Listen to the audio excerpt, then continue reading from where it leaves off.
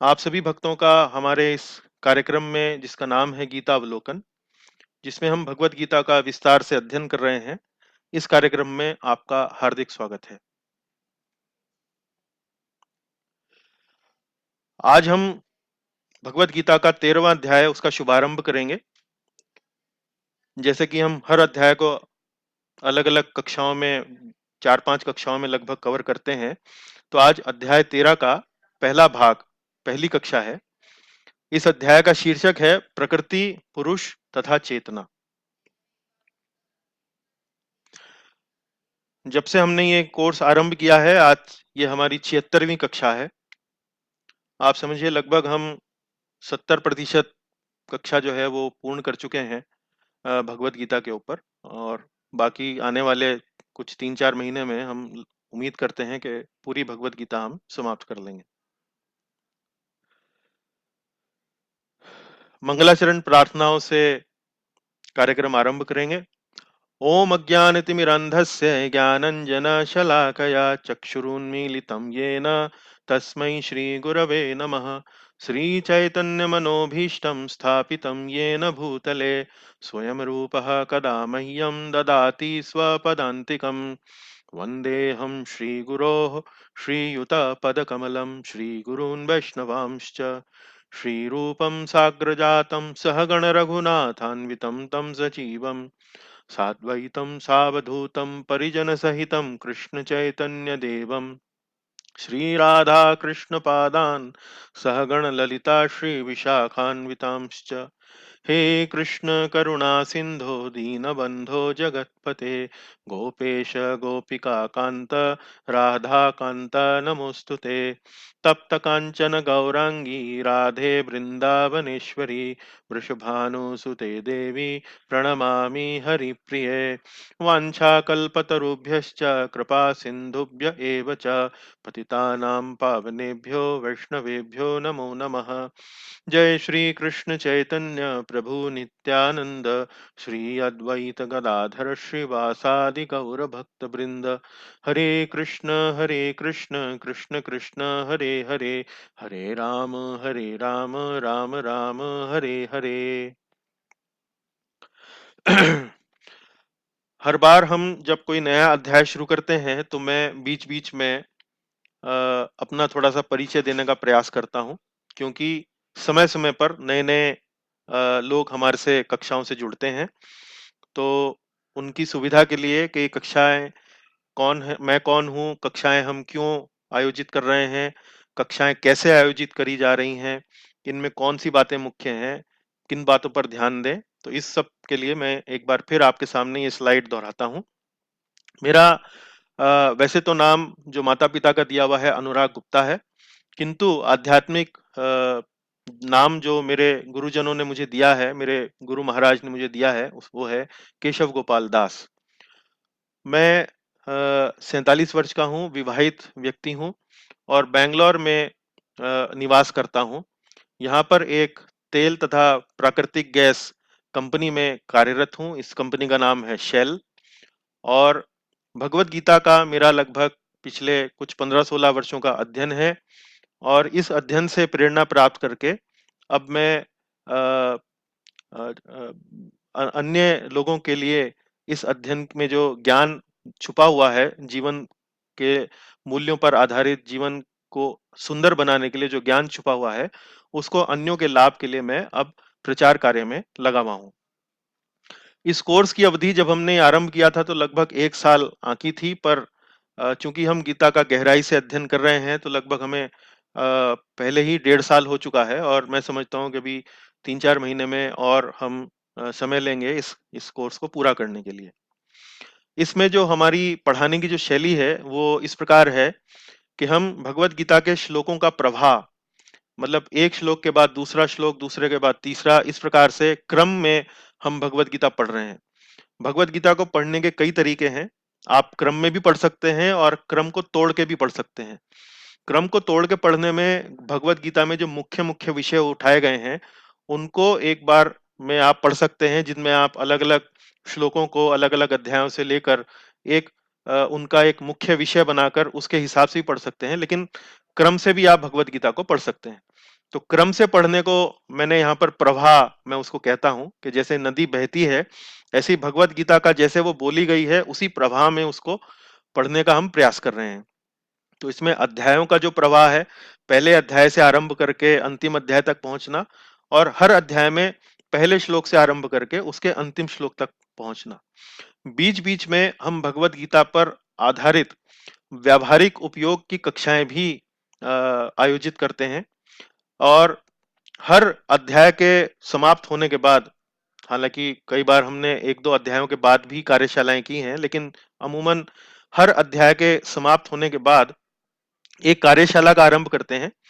मतलब ये कि अध्याय में जो भी आपको जानकारी दी गई है, उस जानकारी को प्रश्नों का रूप दिया जाता है, और वो प्रश्न जो है वो कक्षा में आने वाले जो विद्यार्थी हैं, जो पढ़ने वाले लोग हैं, उनको वो प्रश्न भेजे जाते हैं, और विद्यार्थी जन जो है वो प्रश्नों का उत्तर लिखते हैं और हमें उसको भेजते हैं।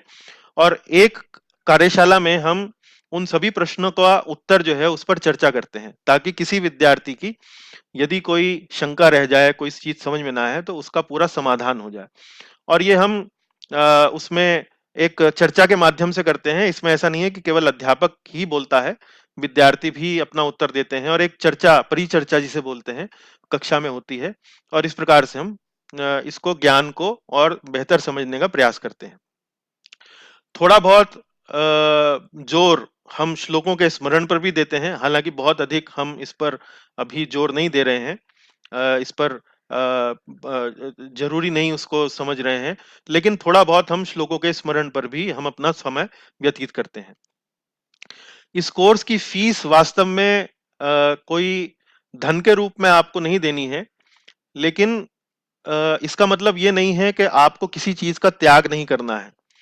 इस कोर्स के लिए सबसे पहले तो आपको समय का त्याग करना है, कि बुधवार को जब ये कक्षा आयोजित होती है तो थोड़ा समय निकालकर इस कक्षा में आप लगातार आएं, निरंतर आएं। और उसके अलावा सबसे महत्वपूर्ण जो त्याग आपको करना है, जो आपको योगदान आपको करना है, वो है आपका उत्साह। उत्साह पूर्वक यदि आप भगवत गीता पढ़ेंगे तो वास्तव में भगवान प्रसन्न होंगे, इस ज्ञान को आप जल्दी से जल्दी प्राप्त कर पाएंगे। आपका धैर्य, धैर्य का अर्थ यह है कि कई बार कुछ लोग, कुछ बातें आपको कोर्स के दौरान समझ में नहीं आएंगी, तो धैर्य पूर्वक इंतजार कीजिए, प्रतीक्षा कीजिए। भगवान हमें भीतर से बुद्धि देते हैं, भीतर से हमें सहयोग देते हैं, जिसके माध्यम से हम इस ज्ञान को समझते हैं। जीवन में अलग अलग चरणों पर, अलग अलग आयु स्तरों पर आपको इस ज्ञान की अलग अलग प्रकार की अनुभूति होगी। तो ये कोई 1 साल का या 2 साल का विषय नहीं है, ये पूरे जीवन भर अर्जित करने वाला ज्ञान है। तो धैर्य बहुत आवश्यक है। यदि आप सोचते हैं कि एक रात में ही, एक क्लास में ही मैं भगवत गीता के संपूर्ण ज्ञान को समझ लूंगा, तो संभव नहीं है, इतना सरल नहीं है।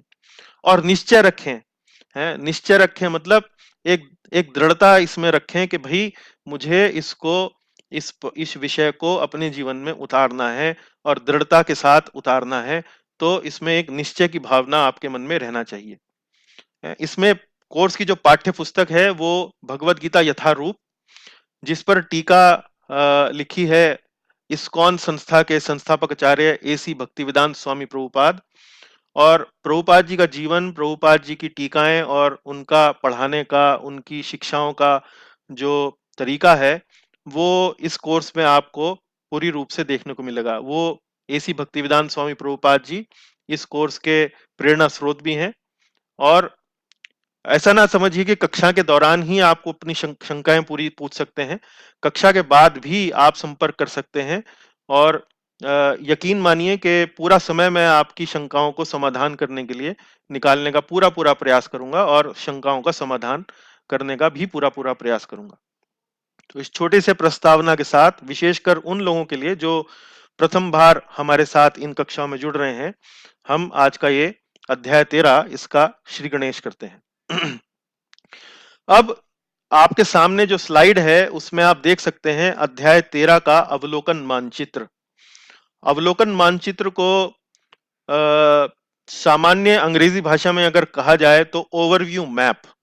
ओवरव्यू मैप मतलब एक जगह बैठकर आप पूरे अध्याय के बारे में पूर्ण रूप से अच्छे से जानकारी देख सकें, उसमें मुख्य-मुख्य विषय कौन से उठाए गए हैं, उसका एक प्रकार से ये विवरण दिया गया है।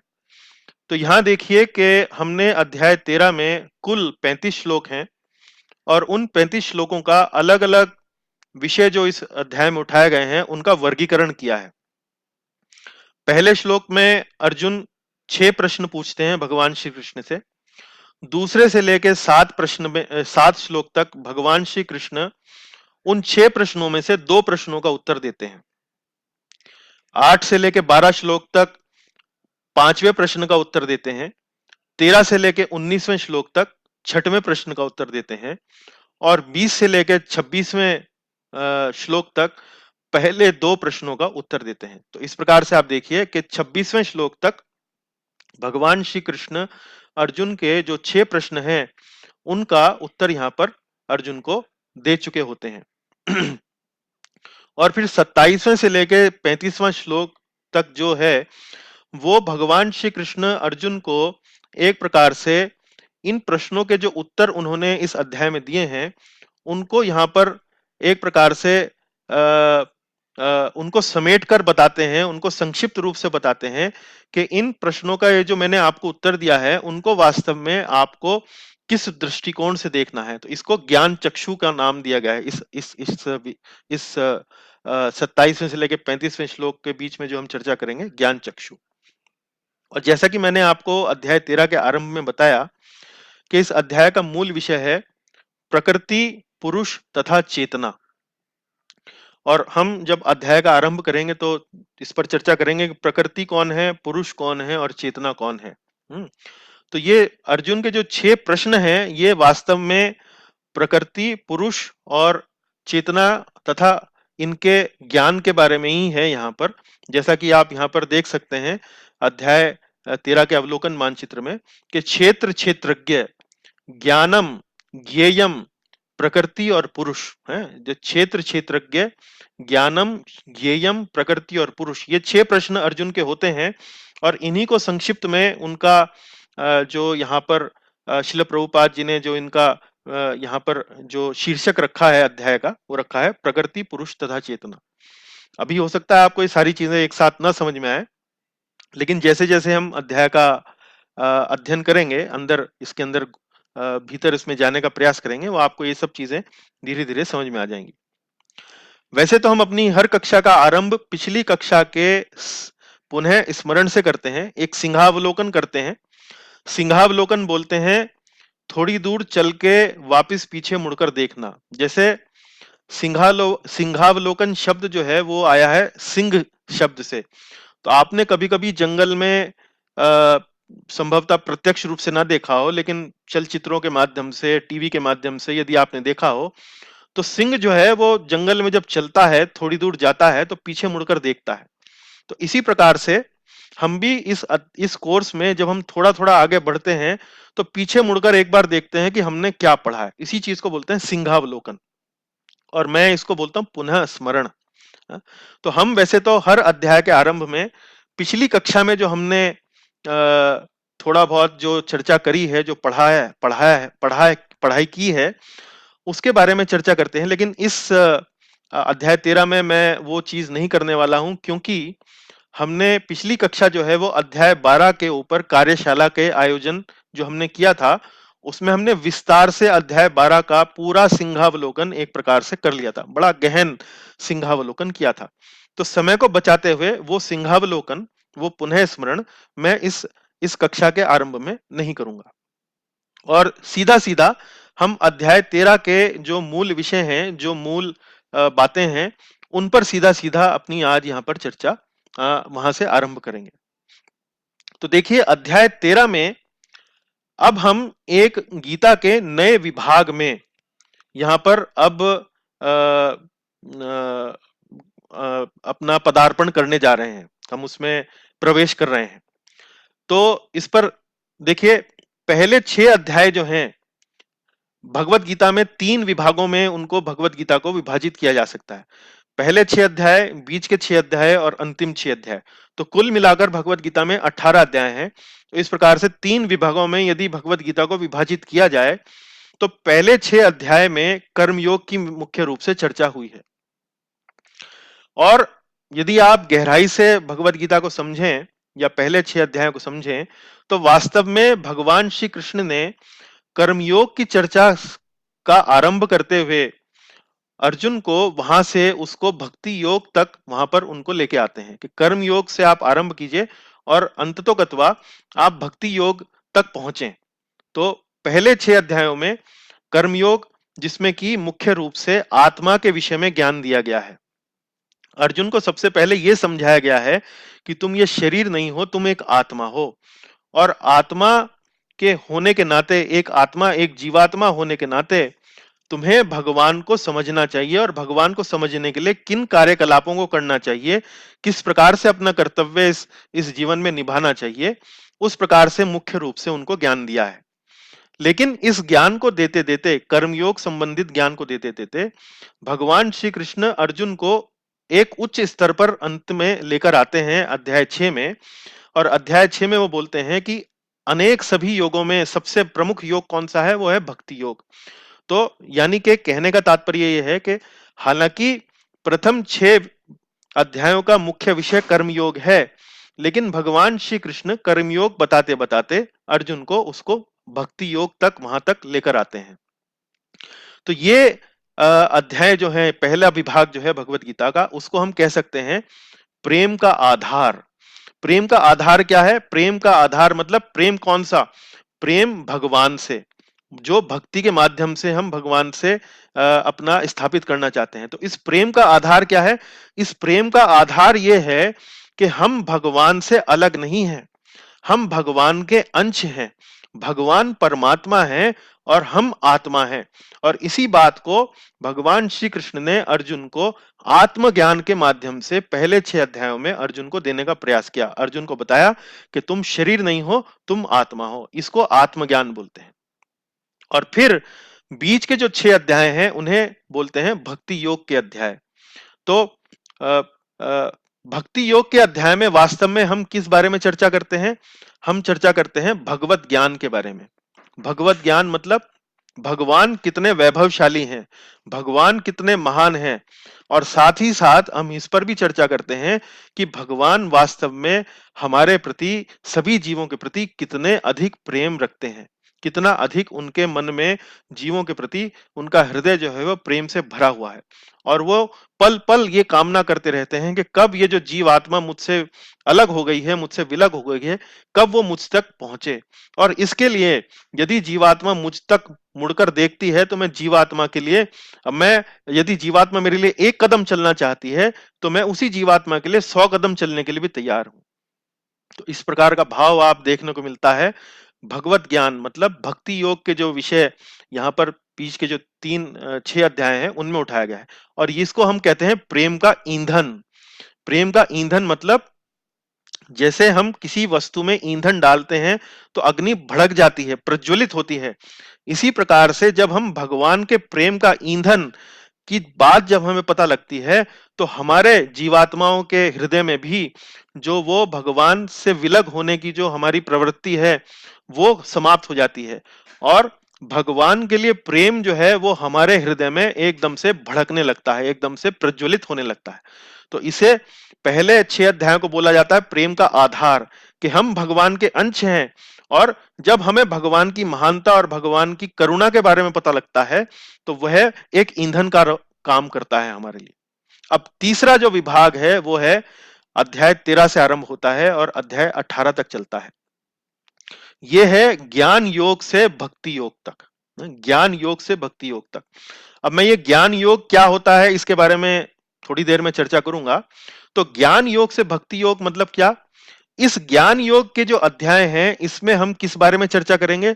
इस अध्याय में हम चर्चा करेंगे जगत के बारे में, कि ये जो चारों तरफ ये जो हमारे जगत है, ये जो पेड़ पौधे, जितना भी ये सारा जगत, हम सूर्य, चंद्रमा, आकाश है, पृथ्वी, जल, अग्नि, वायु इत्यादि इत्यादि, ये जितना भी जगत हमारे चारों ओर है, ये वास्तव में जगत क्या है?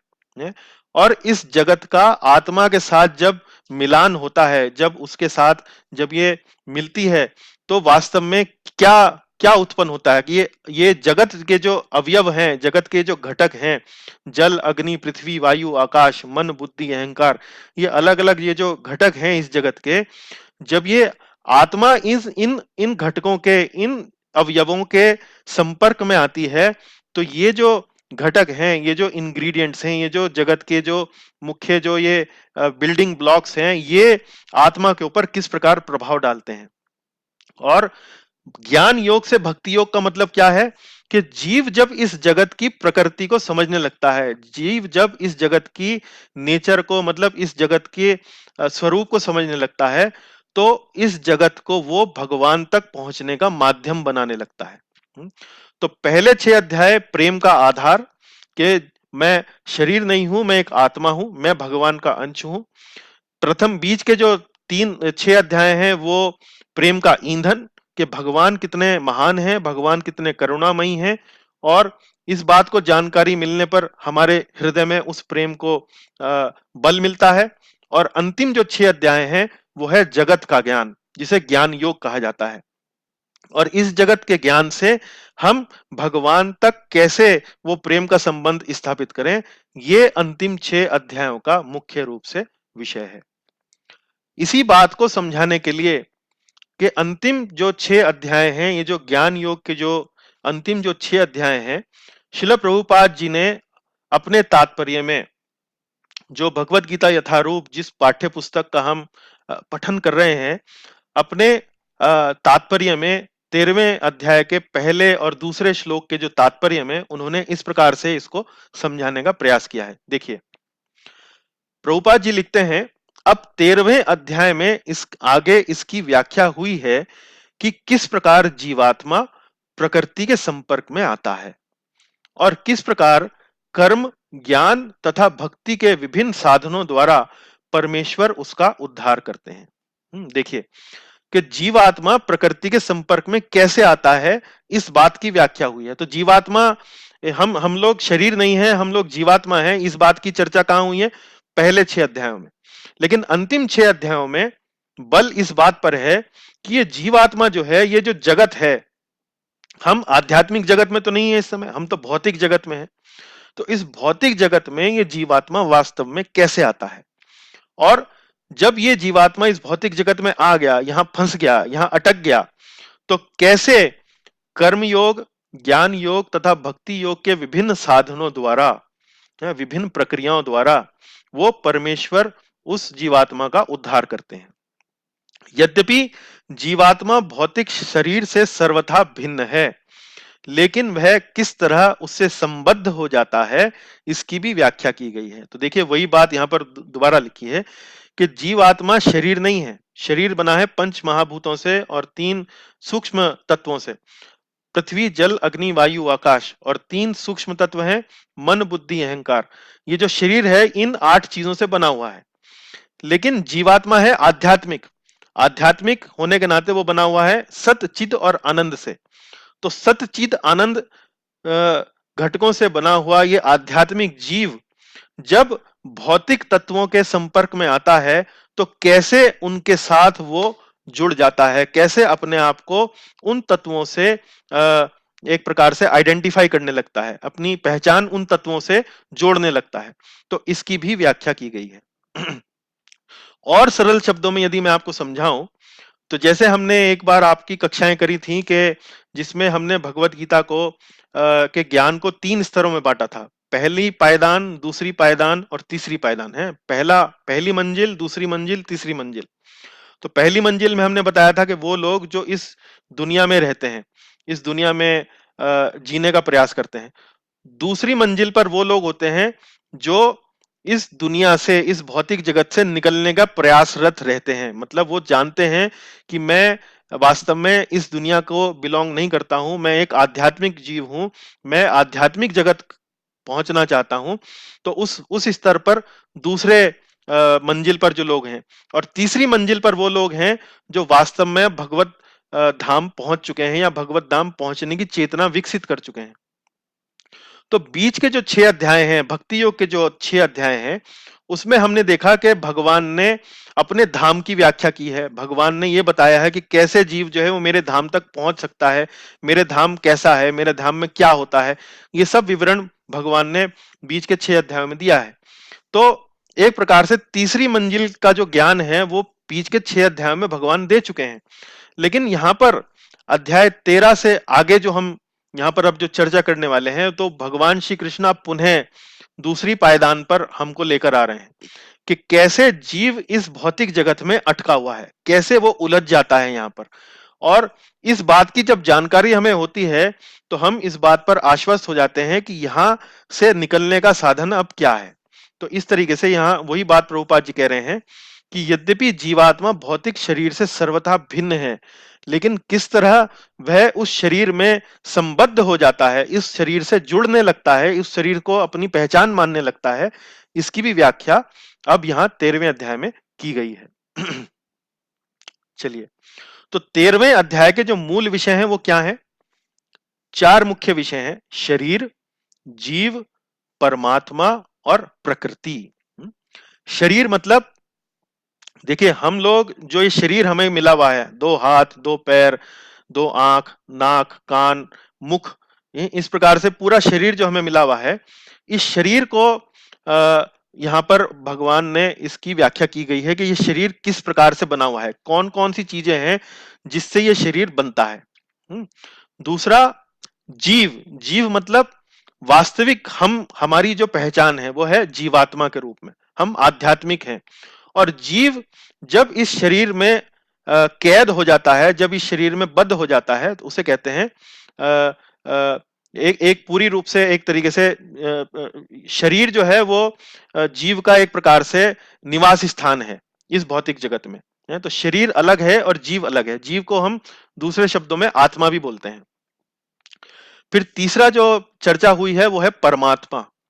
परमात्मा मतलब हम तो हुए आत्मा, और हमारे से भी ऊपर जो एक परम आत्मा है, जो वास्तव में इस पूरे भौतिक जगत को, इस पूरे आध्यात्मिक जगत को, भौतिक जगत को जो चला रही है, जो उसका नियंत्रण कर रही है, उनको बोलते हैं परमात्मा। और अंततः गत्वा प्रकृति। प्रकृति मतलब ये जो जगत हमारे चारों तरफ है। एक तो आत्मा, आत्मा के चारों तरफ क्या है? शरीर, जिसमें आत्मा कैद है। लेकिन उस शरीर के चारों तरफ क्या है? उस शरीर के चारों तरफ है प्रकृति। प्रकृति मतलब ये पूरा का पूरा जगत जिसमें हम रहते हैं, जिसमें पृथ्वी, जल, अग्नि, वायु, आकाश, ये सब चीजें हमको यहाँ देखने को मिलती है। तो ये 4 मुख्य विषय हैं। देखिए, यहां पर मैंने लिखा है शरीर को लेकर, ये भी एक प्रकृति का भाग है। तो शरीर को आप प्रकृति से अलग नहीं मान सकते, शरीर को भी एक प्रकृति का भाग है। लेकिन चूंकि जो जीवात्मा होती है वो शरीर के अंदर बद्ध हो जाती है, शरीर के अंदर कैद हो जाती है, और इस जीवात्मा का इस शरीर पर सबसे अधिक नियंत्रण रहता है, तो इसको अलग से भी यहाँ पर इसकी व्याख्या हुई है, इसलिए इसको यहाँ पर अलग से बताया गया है।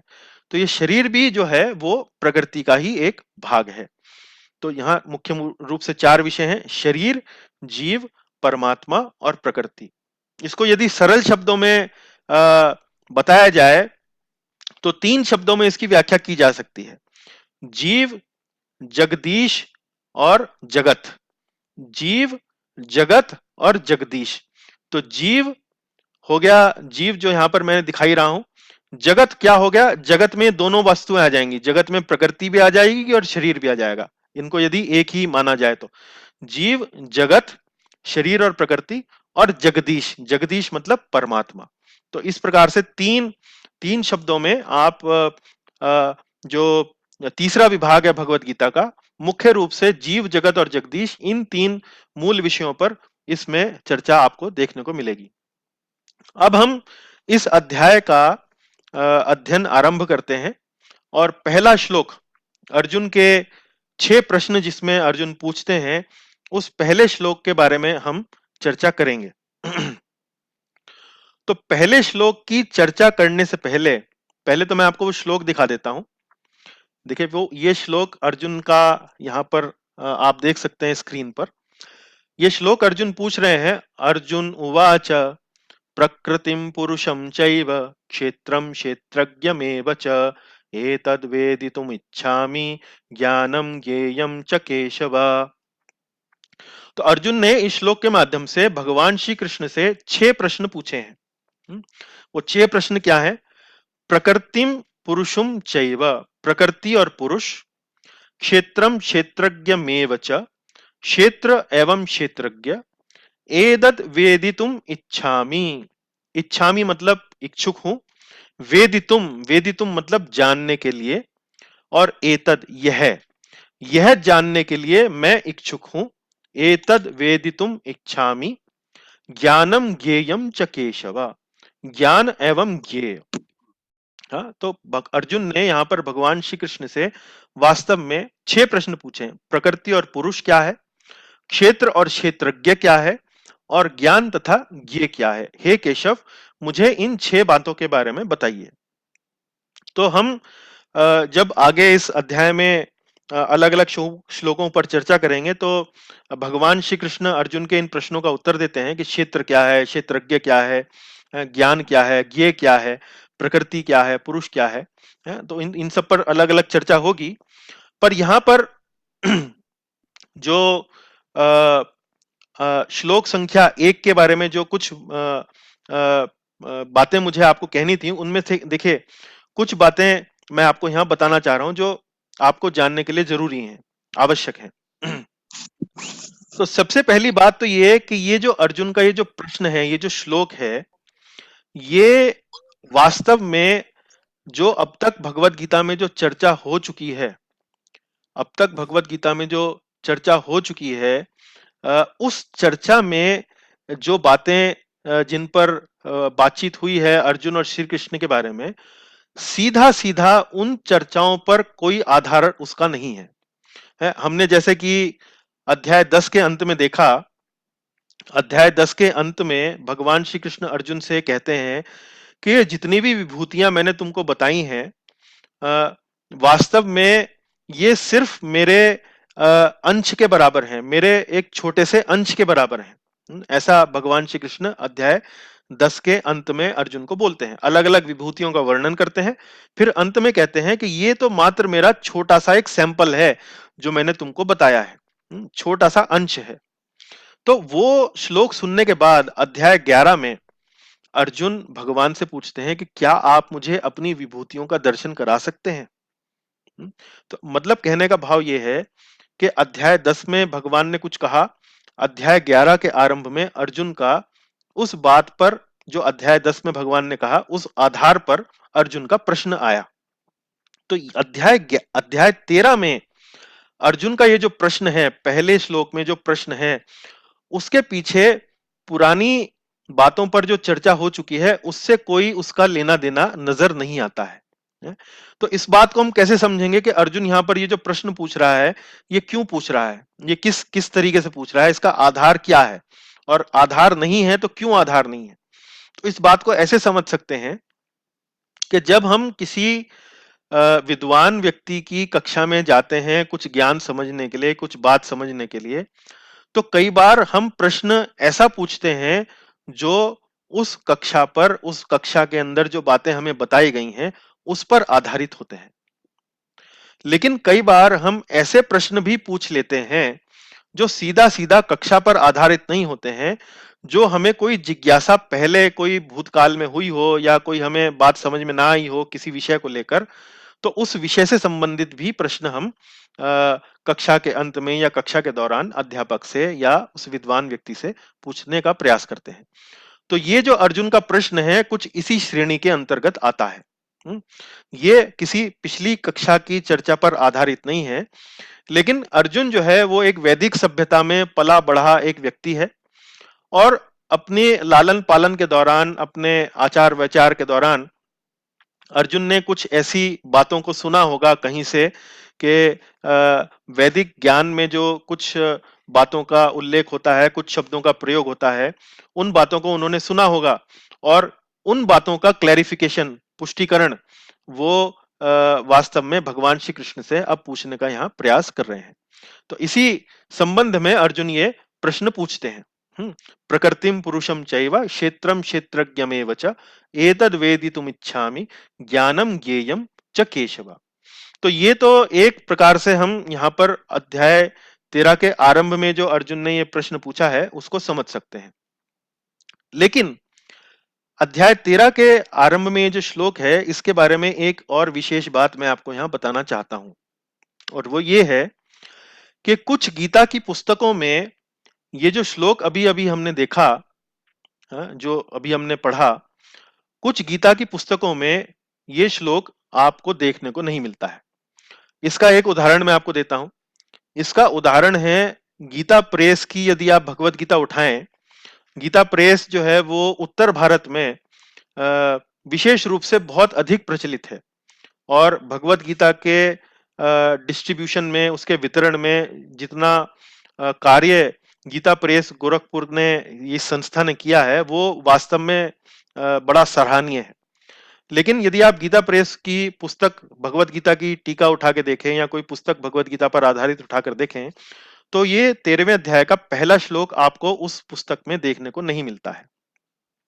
इस बात को कैसे समझ सकते हैं कि जी कोई तो भगवत गीता की पुस्तक में ये श्लोक मिलता है, किसी भगवत गीता की पुस्तक में ये श्लोक हमको देखने को नहीं मिलता है।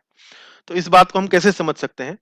तो इस बात को समझने के लिए आपको एक विचारधारा को या एक कॉन्सेप्ट को समझना आवश्यक है, और इस अवधारणा को कहते हैं, इस कॉन्सेप्ट को कहते हैं पाठांतर।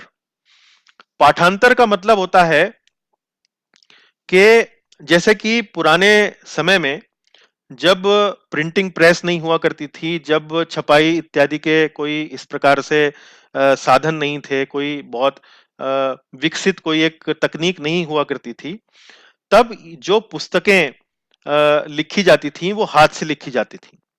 और ये पुस्तकें जो हैं समय के प्रभाव के कारण जब पुरानी हो जाती थी तो फट जाती थी, या उनमें कोई ना कोई विकार आ जाता था। तो इन पुस्तकों की नई प्रति जो थी वो तैयार की जाती थी, और वो भी प्रति जो है वो हाथ से लिखी जाती थी, मैनुअली इन पुस्तकों को लिखा जाता था। तो इसको बोलते हैं पाठांतर, के एक पाठ में एक पुस्तक से दूसरे पुस्तक में जब वो चीज को जब शिफ्ट किया जाता था, जब मूव किया जाता था, तो उसे कहते हैं पाठांतर। तो जैसे कि एक शब्द आप हिंदी में सुना होगा आपने, स्थानांतर। स्थानांतर मतलब ट्रांसफर। जब किसी एक व्यक्ति का एक स्थान से दूसरे स्थान पर ट्रांसफर होता है तो उसे स्थानांतर बोलते हैं। तो इसी तरीके से जब एक पुस्तक में लिखी हुई बातों को उसकी दूसरी प्रति जब तैयार की जाती थी, जब उसकी कॉपी बनाई जाती थी, उसको पाठांतर कहते थे। तो पाठांतर करते हुए, चूंकि ये मनुष्य करते थे, तो मनुष्य से त्रुटि हो सकती है, कोई गलती हो सकती है। तो पाठांतर करने के दौरान कई बार ऐसा हो जाता था कि कोई शब्द जो था वो उसमें गलती हो जाती थी, उसमें कोई त्रुटि हो जाती थी। तो इस प्रकार से ये पाठांतर को हम समझ सकते हैं। तो हम जब ऐतिहासिक भगवत गीता की जो ये मूल प्रतियां हैं, जब इनको उठाकर देखते हैं, तो हम पाते हैं कि कुछ भगवत गीता के पाठांतरों में ये श्लोक हमें देखने को नहीं मिलता है। तो इससे हमारे मन में इस प्रकार का भाव आ सकता है कि अरे, क्या जो भगवत गीता आज हम पढ़ रहे हैं, क्या वह भगवत गीता वास्तव में मूल भगवत गीता जो भगवान श्री कृष्ण ने बोली थी, क्या वही भगवत गीता मूल रूप में हम पढ़ रहे हैं आज? तो देखिए, उस बात को समझने के लिए हमें और थोड़ा-सा गहराई से इस बात को समझना पड़ेगा कि जब पाठांतर होता था, तो ये बात तो सही है कि कुछ ना कुछ मनुष्य से जब त्रुटि हो जाती थी, तो जो श्लोक थे, जो उनमें थोड़ा बहुत बदलाव आ जाता था।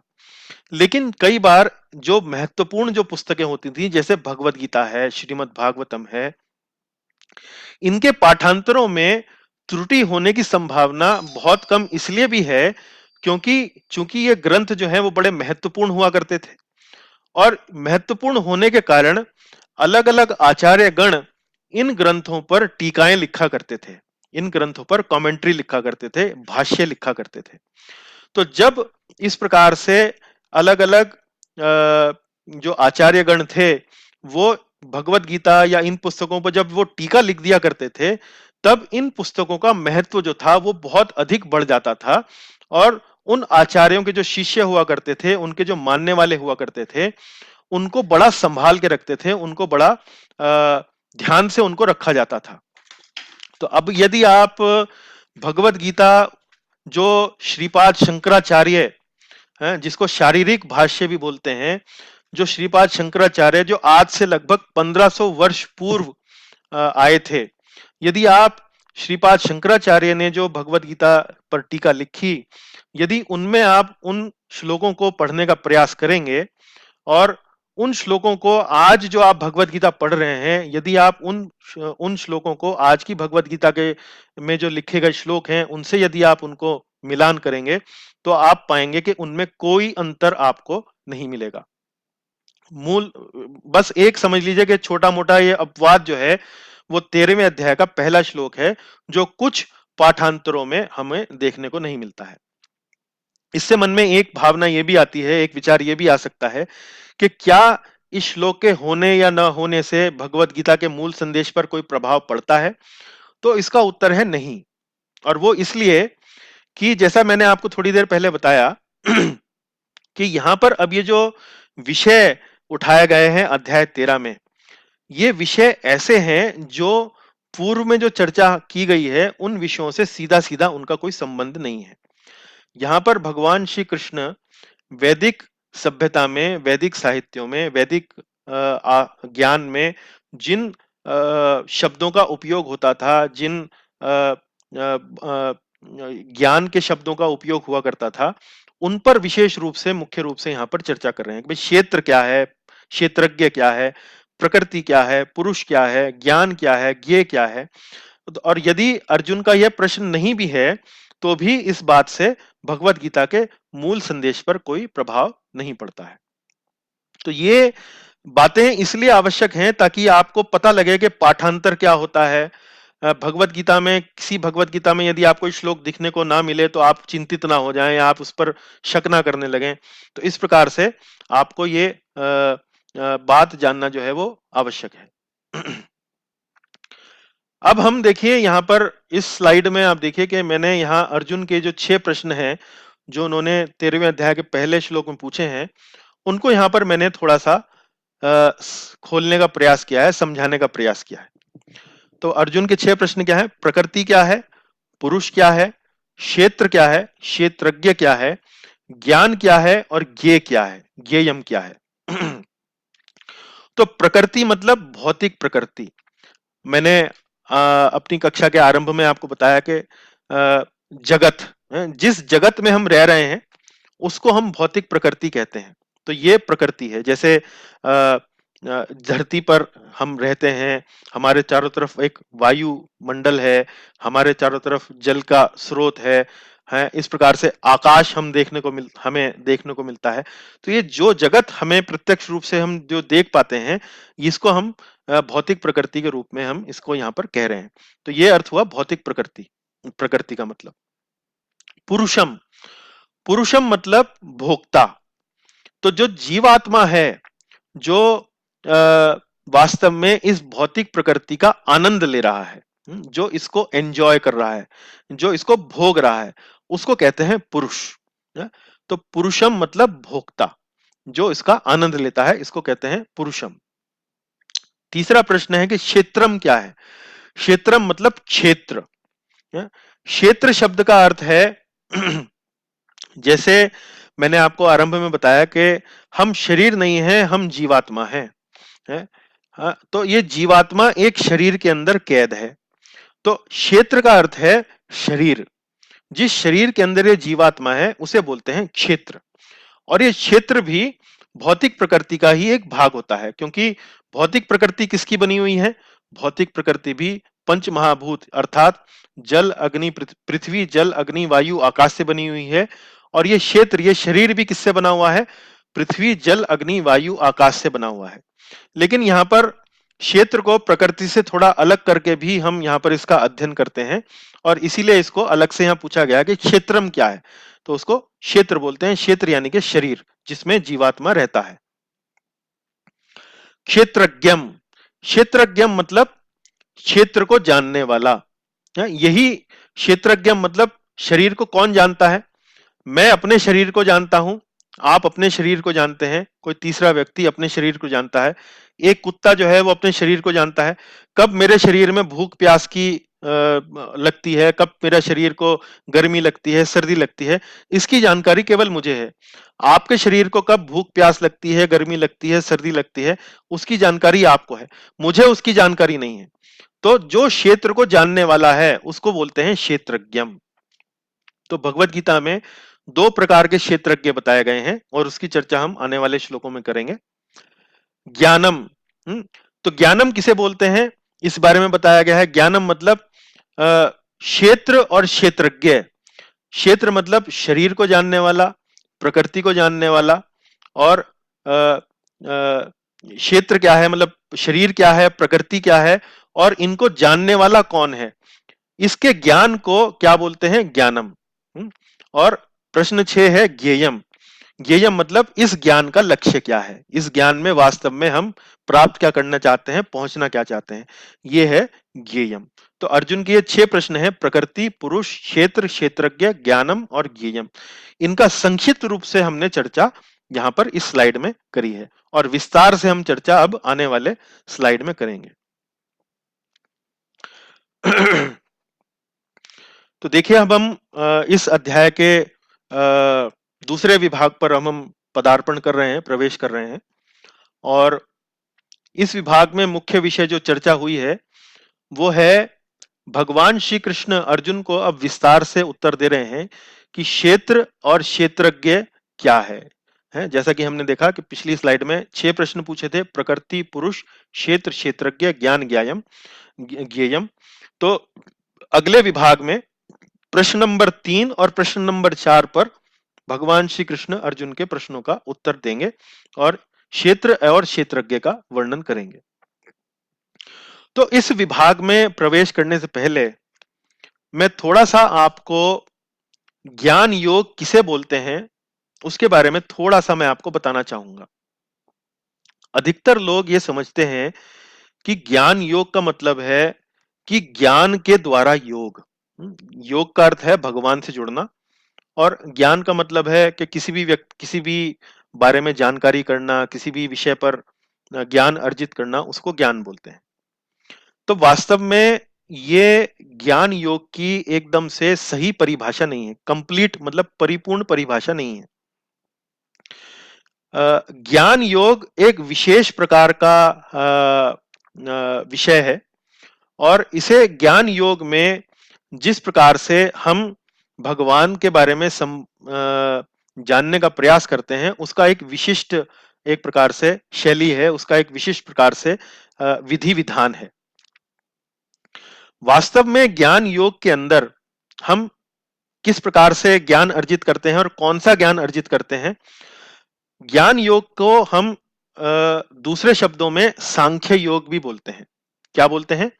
सांख्य योग।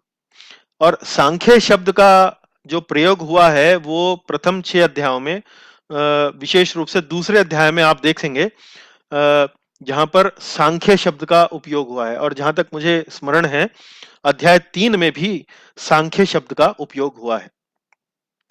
तो ज्ञान योग को दूसरे शब्दों में क्या बोलते हैं? सांख्य योग। और सांख्य योग के रूप में यदि हम ज्ञान योग को समझें तो वास्तव में हम ज्ञान योग में क्या किया जाता है उसको सही तरीके से समझ सकेंगे। तो देखिए सांख्य का मतलब क्या है? सांख्य शब्द जो आया है वो आया है संख्या से। संख्या मतलब गिनना, 1 2 3 अलग अलग, और गिनना मतलब एक अन्य शब्दों में यदि कहा जाए विश्लेषण करना। विश्लेषण मतलब अंग्रेजी में बोलते हैं एनालिसिस करना।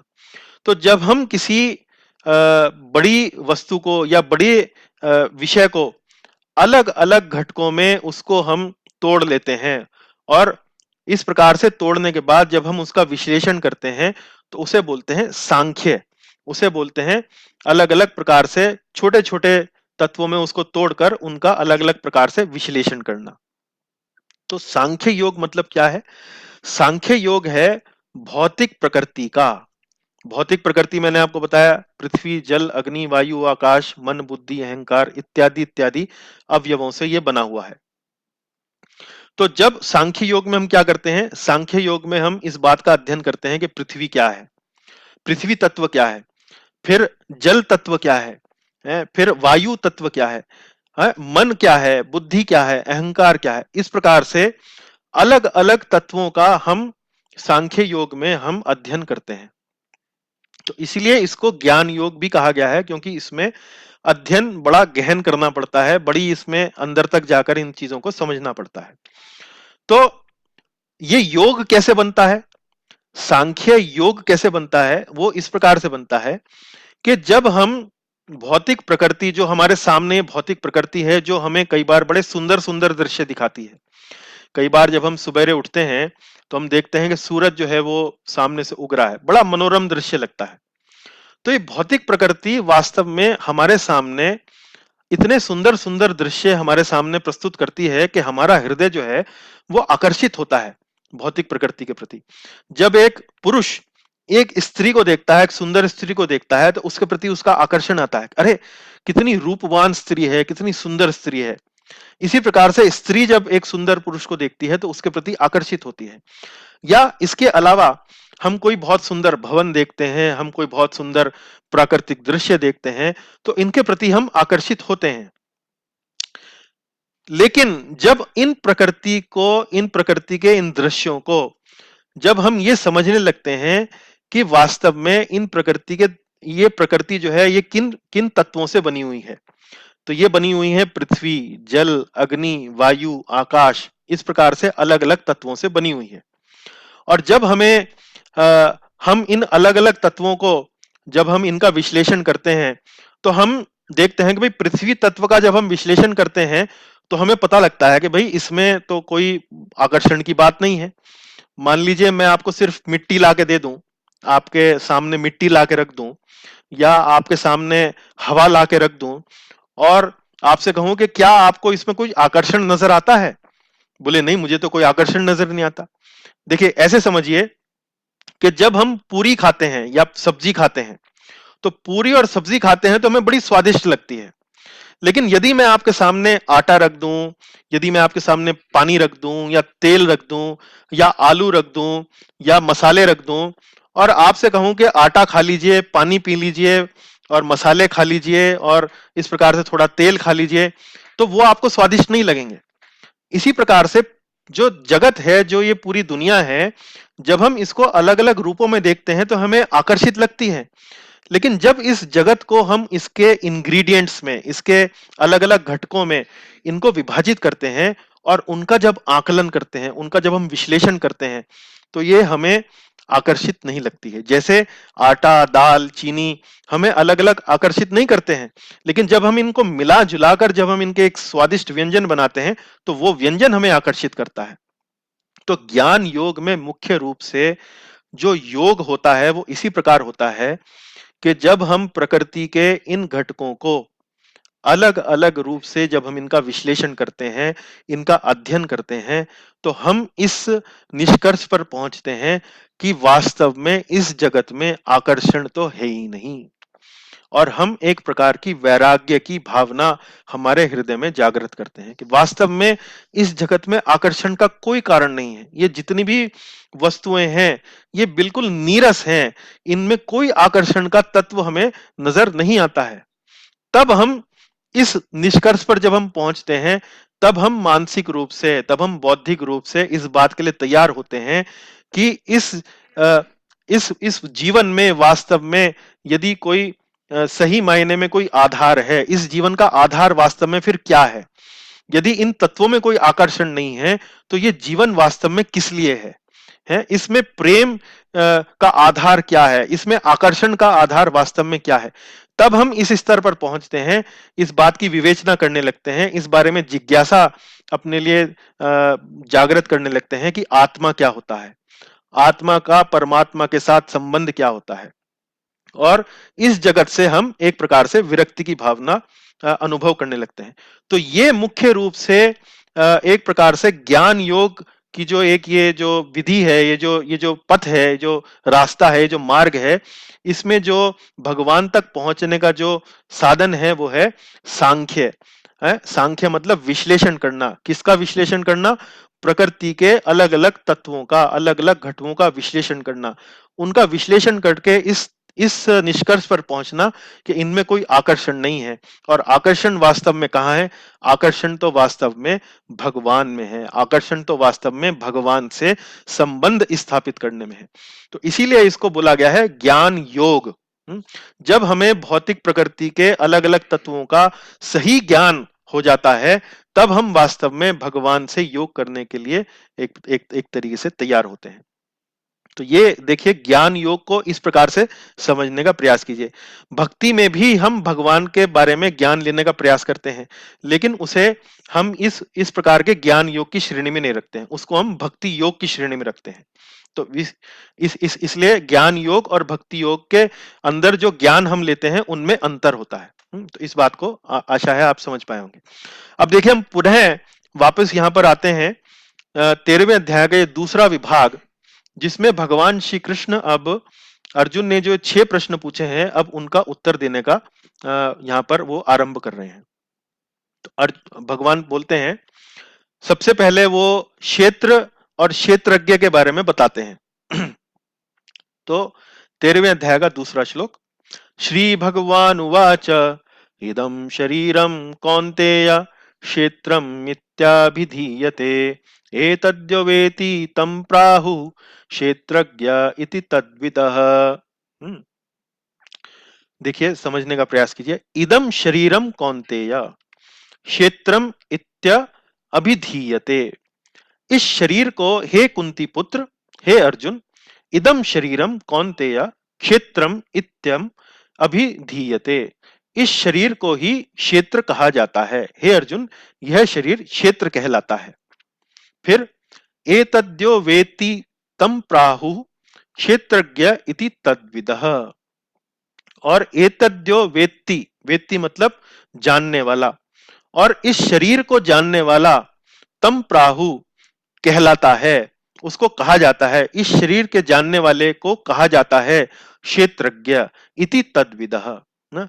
इसको क्षेत्रज्ञ कहा जाता है। ज्ञ शब्द जो है वो ज्ञान से आता है, या जानकार, कि भाई कोई किसी को यदि कोई जानता है या ज्ञान किसी चीज का होता है तो उसे ज्ञ कहते हैं। तो क्षेत्रज्ञ, क्षेत्रज्ञ मतलब वो व्यक्ति या वो आदमी जो क्षेत्र के बारे में जानता है, उसे क्षेत्रज्ञ कहते हैं। तो यहां भगवान श्री कृष्ण ने 2 परिभाषाएं स्पष्ट कर दी कि क्षेत्र किसे कहते हैं और क्षेत्रज्ञ किसे कहते हैं। तो इस शरीर को क्षेत्र कहते हैं और इस शरीर के जानने वाले को क्षेत्रज्ञ कहते हैं। देखिए, यहाँ चित्र के माध्यम से मैंने समझाया है।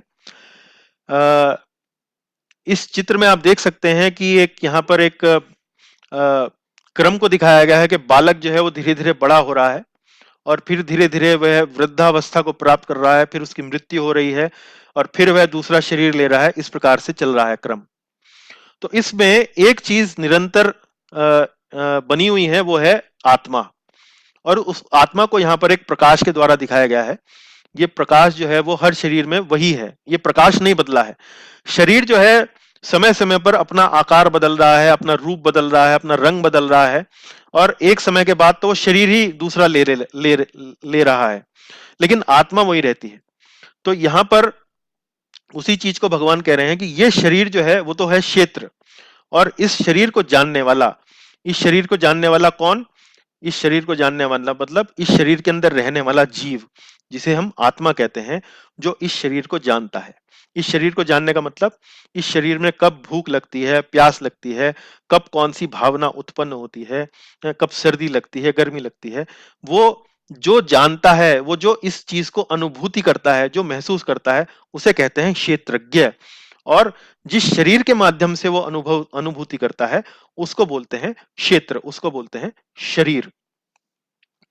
तो देखिए, क्षेत्र उस शरीर को इसलिए कहते हैं क्योंकि इस शरीर पर जीवात्मा जो है वो अपना नियंत्रण जता सकता है। जैसे मैंने आपको बताया कि भाई यदि इस शरीर में भूख लग रही है, तो आत्मा को पता लग जाता है कि इस शरीर में भूख लग रही है, और तुरंत इस बात का प्रबंध करता है कि कैसे उस भूख को मिटाया जाए, कैसे उस भूख को शांत किया जाए ना। तो फिर मैंने आपको ये भी बताया कि आरंभ में कक्षा में कि ये जो क्षेत्र है, ये जो शरीर है, ये भौतिक प्रकृति का ही एक भाग है। ये भौतिक प्रकृति का ही भाग है। लेकिन हम इस अध्याय में शरीर को अर्थात क्षेत्र को प्रकृति से अलग अध्ययन इसलिए कर रहे हैं क्योंकि इस शरीर के अंदर आत्मा जो है वो विराजमान रहता है। और आत्मा चूंकि शरीर में विराजमान रहता है, तो इस शरीर पर इसका बड़ा नियंत्रण रहता है। मुख्य रूप से पूरा नियंत्रण रहता है। तो इसलिए इसको यहाँ पर क्षेत्र को अलग से यहाँ पर हम अध्ययन कर रहे हैं। लेकिन प्रकृति पर भी, हमारे चारों तरफ जो जगत है उसमें भी, प्रकृति पे भी हम कुछ कुछ नियंत्रण अपना रखते हैं, लेकिन शरीर पर नियंत्रण हमारा अधिक रहता है, प्रकृति पर हमारा नियंत्रण उतना नहीं रहता है जितना हमारा शरीर पर नियंत्रण रहता है। पर ये जो क्षेत्र है, जो शरीर है, वो भी प्रकृति का ही एक अंग है, प्रकृति का ही एक भाग है। तो देखिए यहां पर जो शब्द का इस्तेमाल हुआ है क्षेत्र, वो भी बड़ा रोचक है। क्षेत्र शब्द जो है वो अंग्रेजी का शब्द जो होता है फील्ड, उस फील्ड से उसका अनुवाद किया जा सकता है। और देखिए मैंने आपको बताया क्षेत्र का मतलब क्या, कि जिस पे जीव का नियंत्रण होता है उसको हम क्षेत्र बोलते हैं। तो जब हम अंग्रेजी में बोलते हैं फील्ड, तो इसका मतलब कई बार जब हम किसी व्यक्ति से पूछते हैं कि भाई तुम किस फील्ड के आदमी हो, किस क्षेत्र के आदमी हो, तुम्हारा फील्ड क्या है, तुम्हारा कार्य क्षेत्र क्या है, तुम्हारा कर्म क्षेत्र क्या है, तो अर्थात मतलब हम ये जानना चाह रहे हैं कि भाई अगर तुम सेल्स के आदमी हो तो तुम्हारा सेल्स पर बड़ा मतलब एक नियंत्रण होगा, कैसे सेल करना है, कैसे ग्राहक से बात करनी है। यदि तुम डॉक्टर हो, चिकित्सा क्षेत्र के व्यक्ति हो, तो उस प्रकार का तुम्हारा नियंत्रण होगा। तो जब हम कहते हैं कि तुम किस क्षेत्र के हो, तुम्हारा क्षेत्र क्या है, तुम्हारा फील्ड क्या है, इसका मतलब यह है कि हम उससे पूछना चाह रहे हैं कि तुम तुम्हारा किस विद्या पे, तुम्हारा किस नॉलेज एरिया में तुम्हारा इन्फ्लुएंस है, तुम्हारा कंट्रोल है, इत्यादि इत्यादि। तो प्रभुपाद जी अपने यहाँ पर तात्पर्य में ये भी बताते हैं कि ये जो क्षेत्र हैं ये अलग अलग प्रकार के होते हैं। अलग अलग प्रकार के मतलब जैसे मनुष्य का शरीर, जैसे कुत्ते का शरीर, जैसे बिल्ली का शरीर, जैसे शेर का शरीर, कीड़े का शरीर, मच्छर का शरीर, बालक का शरीर, वृद्ध का शरीर, स्त्री का शरीर, पुरुष का शरीर। तो ये क्षेत्र जो है वो अलग अलग प्रकार के होते हैं। और जीवात्मा को ये जो क्षेत्र हैं वो उनके पूर्व में किए गए कर्मों के अनुसार परमात्मा की अनुमति के बाद उनको दिए जाते हैं। तो क्षेत्र अलग है, क्षेत्रज्ञ अलग है। क्षेत्र शरीर को बोलते हैं जिनके अलग अलग प्रकार होते हैं और अलग अलग अपने पूर्व जन्म के कर्मों के कारण वो मिलता है। और क्षेत्रज्ञ वो अलग होता है, वो शरीर के अंदर बैठा जीवात्मा होता है जो उस शरीर के बारे में जानता है, उस शरीर के बारे में नियंत्रण रखता है। और अलग अलग प्रकार के क्षेत्रों की क्षमता भी अलग अलग होती है। जैसे जिस जीव को मान लीजिए आइंस्टाइन का शरीर मिला, आइंस्टाइन एक बहुत महान वैज्ञानिक थे और आइंस्टाइन को हम जानते हैं कि बड़े विद्वान थे, बड़े महान आविष्कार उन्होंने किए हैं। इस प्रकार से हम देखते हैं कि हर क्षेत्र में क्षमताएं भी अलग अलग होती हैं, अलग अलग शरीरों में क्षमताएं अलग अलग होती हैं। जैसे आइंस्टाइन का शरीर था, उसमें उस व्यक्ति को क्षमता बहुत थी, वो कई प्रकार के वैज्ञानिक आविष्कार कर पाया। कोई व्यक्ति होता है जो इतना कुशाग्र बुद्धि का नहीं होता है, उसका क्षेत्र जो है वो सीमित होता है। पशुओं के क्षेत्र में, पशुओं के शरीर में वास्तव में और भी हालत खराब रहती है। उसमें तो जो पशु होते हैं वो केवल खाना पीना, आहार निद्रा भय मैथुन, केवल इसी प्रकार की क्रियाओं के बारे में इंटरेस्टेड रहते हैं, रुचि रखते हैं। लेकिन मनुष्य के शरीर में हम आध्यात्मिक बातों के बारे में भी रुचि रखते हैं। एक बैक्टीरिया का भी शरीर होता है, एक एमीबा का भी शरीर होता है। एक इस प्रकार से शरीरों का स्तर जो है वो सूक्ष्म रूप में भी इस प्रकार से होता है। तो बैक्टीरिया के क्षेत्र में या बैक्टीरिया के शरीर में प्रभाव जो है वो कम होता है। जिस व्यक्ति को आइंस्टाइन का शरीर मिला या बड़े विद्वान व्यक्ति का शरीर मिला, उसमें उसका प्रभाव अधिक हो सकता है, वो अपना प्रभाव प्रकृति पर अधिक से अधिक डाल सकता है। तो शरीर को क्षेत्र बोलते हैं और शरीर को जानने वाले को क्षेत्रज्ञ बोलते हैं। और हमने देखा कि कैसे शरीर भी अलग-अलग प्रकार से होते हैं, कर्मों के द्वारा मिलते हैं, अलग-अलग उनकी क्षमताएं होती हैं और अलग-अलग तरीके से उनको समझा जा सकता है। तो ये आप समझ लीजिए कि क्षेत्र और क्षेत्रज्ञ के बारे में हम यहाँ पर पहले 2 श्लोकों में समझने का प्रयास हमने किया। अब 13वें अध्याय का जो तीसरा श्लोक है, ये और भी रुचि बड़ा रोचक है। इस श्लोक में भगवान श्री कृष्ण बताते हैं कि शरीर के अंदर जो जीव है, जो क्षेत्रज्ञ है, वो तो एक जीव जो है वो तो एक क्षेत्रज्ञ है, वो तो शरीर को जानता है, लेकिन उसके अलावा भी, उसके बाहर भी एक और क्षेत्रज्ञ है। और वो कौन है, उसके बारे में यहाँ भगवान अर्जुन को बता रहे हैं। भगवान बोलते हैं, क्षेत्रज्ञं चापि मां विद्धि सर्वक्षेत्रेषु भारत, क्षेत्र क्षेत्रज्ञयोर्ज्ञानम् यत्तज्ज्ञानम् मतम् मम। समझिए, अनुवाद समझिए। क्षेत्रज्ञं चापि मां विद्धि सर्वक्षेत्रेषु भारत। अब यहां पर अर्जुन को भगवान कह रहे हैं माम। माम मतलब अब यहां भगवान अपने आप को संबोधित करके बोल रहे हैं कि मैं, कि क्षेत्रज्ञम चा अपि माम, कि एक क्षेत्रज्ञ मैं भी हूं, एक क्षेत्रज्ञ मैं भी हूं। यहां पर देखिए किस शब्द का उपयोग हुआ है, चा। जो संस्कृत की थोड़ी जानकारी रखते हैं वो समझते हैं कि चा का मतलब है भी, मैं भी, ऑल्सो। अंग्रेजी में बोलते हैं ऑल्सो, आई एम ऑल्सो। तो क्षेत्रज्ञम चा अपि माम विद्धि, कि मैं भी, आई एम ऑल्सो, मैं भी इस एक क्षेत्रज्ञ हूं। ऑल्सो लगाने का मतलब क्या, भी लगाने का मतलब क्या, कि जो पिछले श्लोक में जो क्षेत्रज्ञ की चर्चा हुई थी और इस श्लोक में जो क्षेत्रज्ञ की जो चर्चा हो रही है, वो उस क्षेत्रज्ञ से अलग हैं। ये दोनों क्षेत्रज्ञ अलग हैं, वरना भगवान ये नहीं कहते च अपि। तो भगवान ये कह रहे हैं क्षेत्रज्ञम च अपि माम, मैं भी एक क्षेत्रज्ञ हूं। और किस प्रकार का क्षेत्रज्ञ हूं, दूसरे श्लोक में जिस प्रकार के क्षेत्रज्ञ की जो चर्चा हुई है उस क्षेत्रज्ञ से अलग हूं। और किस प्रकार से अलग हूं, भगवान कह रहे हैं सर्व क्षेत्रेषु भारत। विद्धि, विद्धि मतलब जानकारी, विद्धि किस प्रकार की, सर्व क्षेत्रेषु भारत। मैं पिछले श्लोक में जो जिस क्षेत्रज्ञ का मैंने विवरण दिया, उस क्षेत्रज्ञ से अलग क्षेत्रज्ञ मैं भी हूं। और मैं क्षेत्रज्ञ अलग प्रकार का हूं क्योंकि मुझे सारे क्षेत्रों के बारे में जानकारी है। हे भारत, हे अर्जुन, हे भरतवंशी, जो पिछले श्लोक में बताया था वो क्षेत्रज्ञ तो केवल उस शरीर के बारे में जानता है जिस शरीर के अंदर वो बद्ध है, जिस शरीर के अंदर वो कैद है। लेकिन मैं भी एक क्षेत्रज्ञ हूं। और मैं क्षेत्रज्ञ कौन सा हूं, मैं क्षेत्रज्ञ वो हूं जो सारे शरीरों के बारे में जानता हूं, जो सारे शरीरों के बारे में जानता हूं। तो देखिए यहां भगवान कह रहे हैं सर्व क्षेत्रेषु भारत, जो सारे शरीरों के बारे में जानता हूं। तो यहां भगवान, देखिए यहां मैंने चित्र दिखाया आपको, यहां भगवान को परमात्मा के रूप में दिखाया है, चतुर्भुज विष्णु रूप में। और इस परमात्मा के रूप में, चतुर्भुज विष्णु रूप में, यहां इस चित्र में दिखाया गया है कि कैसे ये जो परमात्मा का जो स्वरूप है, ये समस्त जगत में जितने भी प्राणी हैं, यहाँ पर एक साधु बैठा हुआ है, मनुष्य है, यहाँ पर कुछ साधारण नागरिक जो हैं वो जीवन यापन दिखाया गया कर रहे हैं। यहाँ कुछ पशु पक्षी हैं, जल के प्राणी हैं, थल के प्राणी हैं, इत्यादि इत्यादि। सभी प्राणियों के हृदय में यहाँ पर भगवान जो है वो परमात्मा रूप में स्थित है।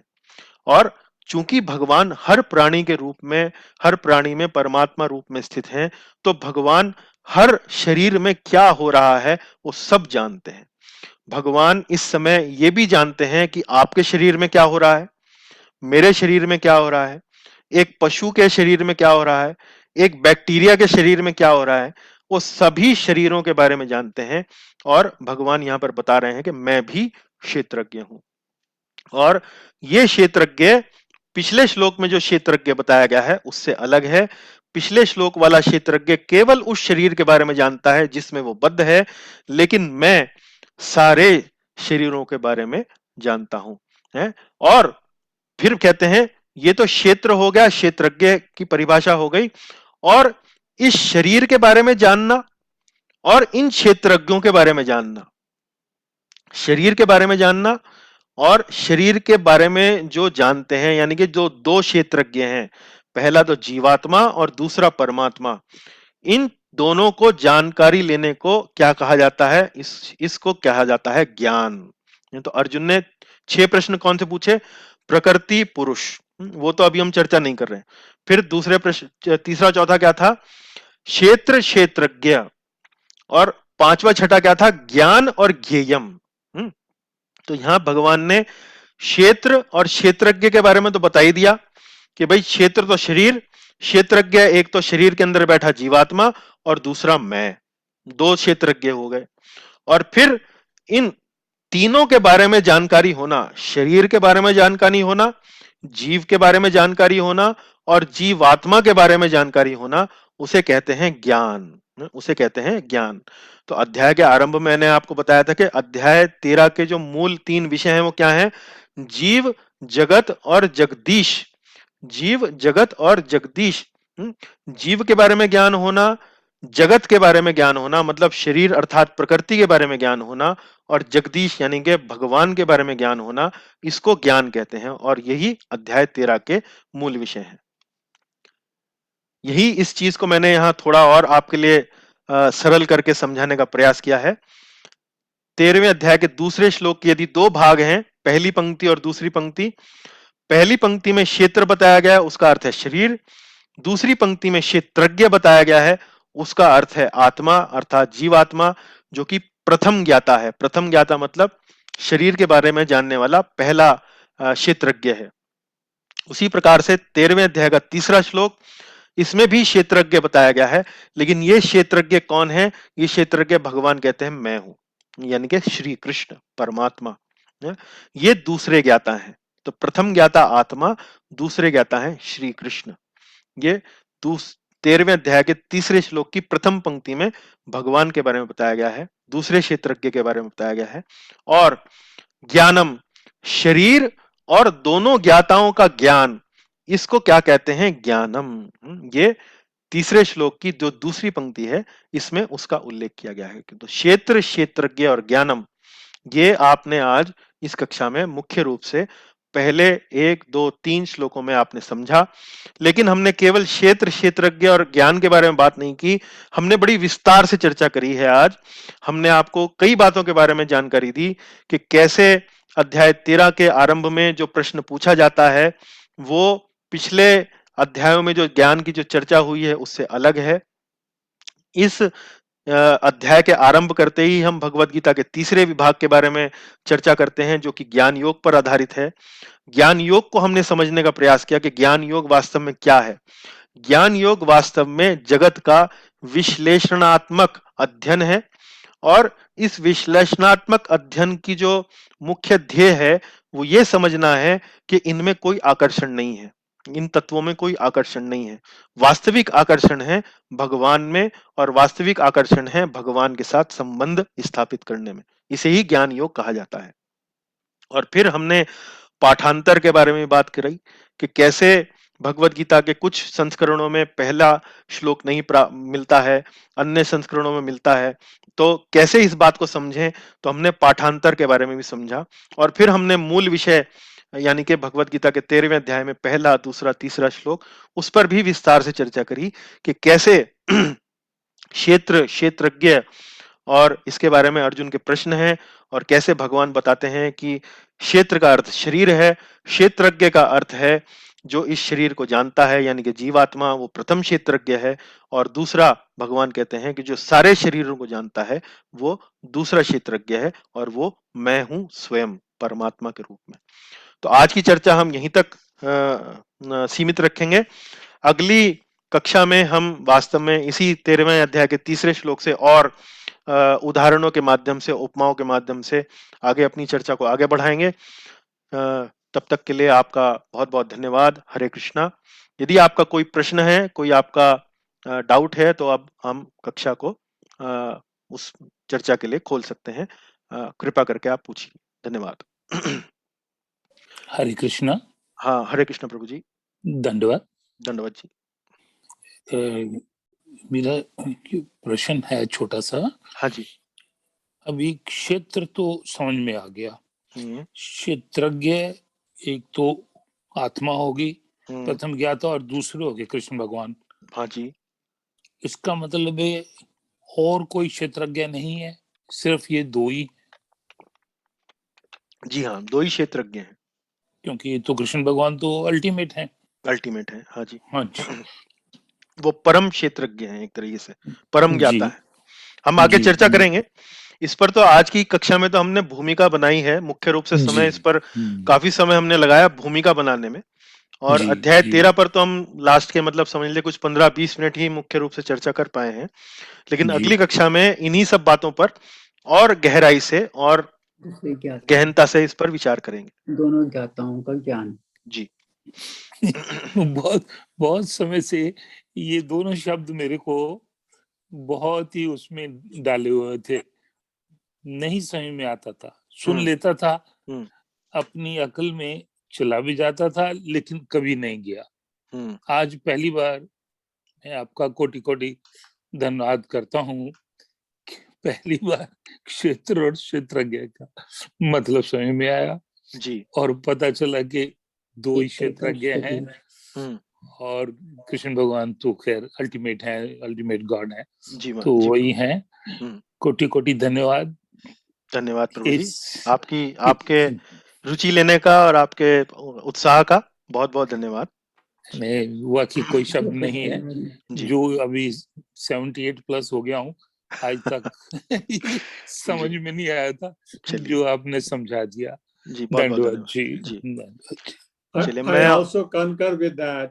आज जी समझ आ गई ये सांख्य क्या है और ज्ञान क्या है। वो अलग अलग। सांख्य is just basically analysis of different aspects of prakriti. जी जी जी। ज्ञान योग। जी। ज्ञान is about self, soham. Ji ji ji. I, the big I.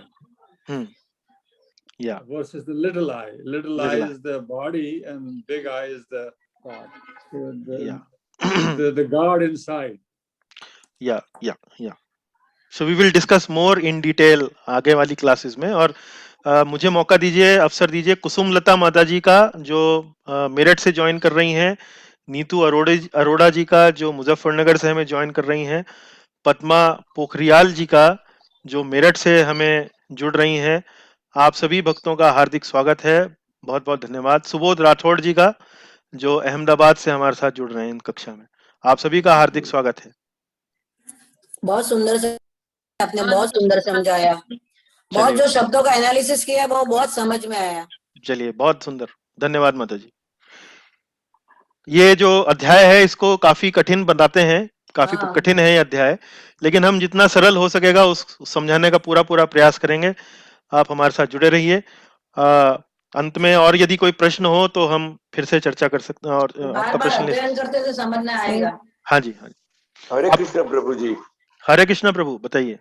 आपने इतनी कठिन जो था सब्जेक्ट, इसको इतना आसानी से समझाया कि मेरे दिमाग में थोड़ा तो आ गया, नहीं तो कुछ भी नहीं आता था। बहुत बहुत धन्यवाद, बहुत बहुत धन्यवाद। धन्यवाद प्रभु जी, आप इतना उत्साह ले रहे हैं। आपका उत्साह देख के मेरा उत्साह भी बढ़ता है। बहुत अच्छा लगता है, बहुत आनंद मिलता है, बहुत आनंद मिलता है। चलिए वर्णन नहीं कर सकता हूँ। चलिए आपका उत्साह तो कम नहीं होना चाहिए गुरुजी। आपके उत्साह के ऊपर तो इतने सारे हम बना के आपके आगे पीछे वेट करते हैं, संडे की और वेंसडे की। तो इसलिए भाई आप परमात्मा आपको हमेशा स्वस्थ, तंदुरुस्त और सुखी रखे। चलिए, बहुत बहुत धन्यवाद प्रभु जी। हाँ प्रभु जी, बताइए। हरे कृष्णा। ये जो इतना कठिन सब्जेक्ट है, इतना तो आसानी से किया, तो आपने इसके लिए इतनी मेहनत की होगी और हमें इसका फल हमको आप दे रहे हो। हाँ जी, बहुत बहुत धन्यवाद। मैं भी आभार व्यक्त करता हूँ आपके उत्साह के लिए, और मैं भी अपने गुरुजनों का नमस्कार करता हूँ जिनके माध्यम से मैं ये सब आपके लिए कर पा रहा हूँ। आपकी विनम्रता है। हरे कृष्ण प्रभु जी, जी। बहुत बहुत बहुत बढ़िया, बहुत अच्छा, जी बहुत सुंदरता से समझाया है। चलिए माता जी, धन्यवाद। बहुत अच्छा लगा कि पूर्णता आकर्षित करती है, पूर्णता आकर्षित करती है। हाँ जी, पूर्णता आकर्षित ये करती है। वाक्य बहुत बहुत अच्छा लगा। यही ज्ञान योग है। ज्ञान योग में जी। यही चीज समझने का प्रयास करता है साधक, कि जगत में वास्तव में आकर्षक कुछ नहीं है। और जब वो ये समझ जाता है तब वो योग करने के लिए उत्साहित होता है। जी। गुरुजी, क्या इसी को जगत मिथ्या बोलते हैं?